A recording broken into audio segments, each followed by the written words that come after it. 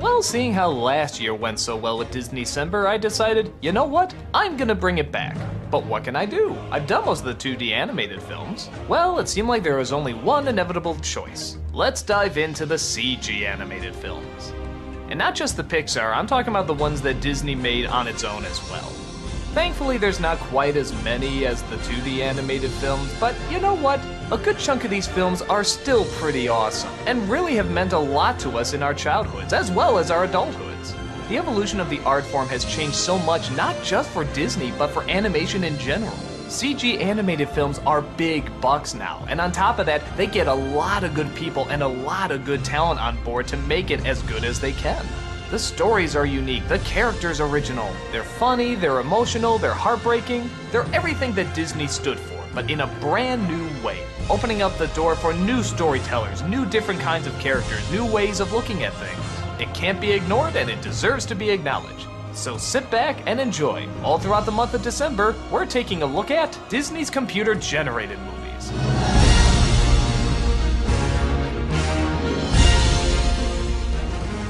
Well, let's start with one of the first CG animated movies ever made, Toy Story. Now for a little background, let me tell you exactly what CG meant in film at the time. With the release of Jurassic Park, Terminator 2, and other big blockbusters, CG was very much connected to, well, action. I mean, true, it was used for other purposes, like in Forrest Gump, but for the most part, CG meant new effects for new action scenes, doing stuff that we never thought could exist before.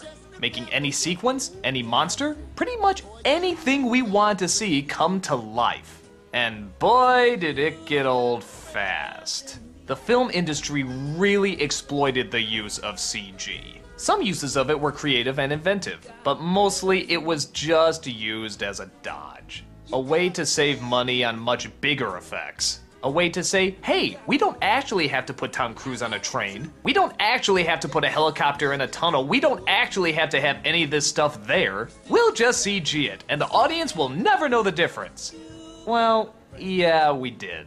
Even if a lot of people couldn't explain why, we could tell when something was computer and when something was really there. Oh, we still saw the movies, but everywhere we turned there was always CG. And it was always for explosions, always for things flying by, always for action. We got tired of it really fast. And the filmmakers seemed to think, hey, if we have CG, we don't need to try that hard on the stories either, because anything we can want to make is just there. So we don't have to be clever and subtle or anything like that.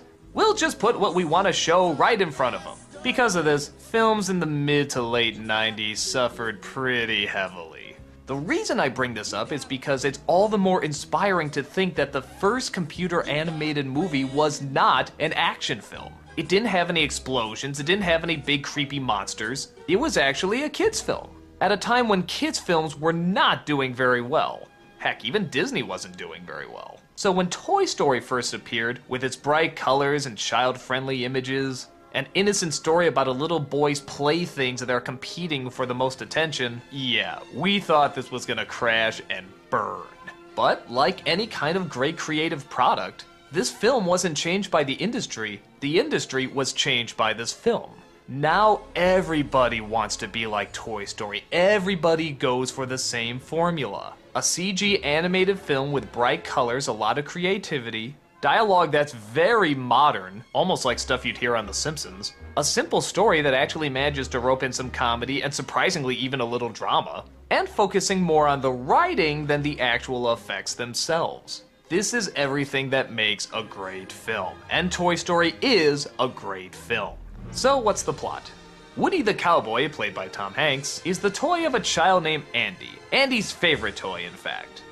But when Andy leaves, all the toys come alive and start chatting with each other. And they're especially concerned because Andy's birthday party is today.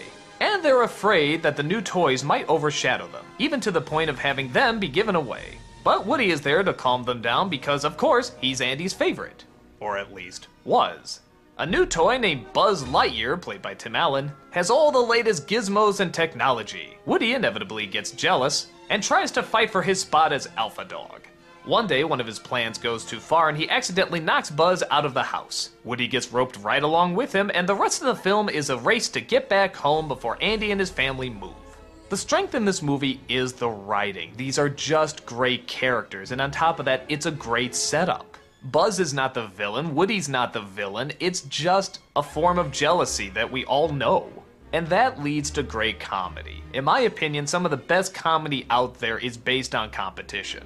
And seeing these two constantly try to be good people with their ethics, but also get drawn into the childish turmoil of who's more popular is great to watch. And it's also really clever that it's the spaceman that outdoes the cowboy, showing how much fads come and go. And that's very much what happened too. As soon as astronauts went into space, cowboys were suddenly seeming very passé, and space adventures were suddenly all the rage. You can't blame Andy for it, he's just an everyday kid. In fact, the film for the most part really doesn't have much of a villain.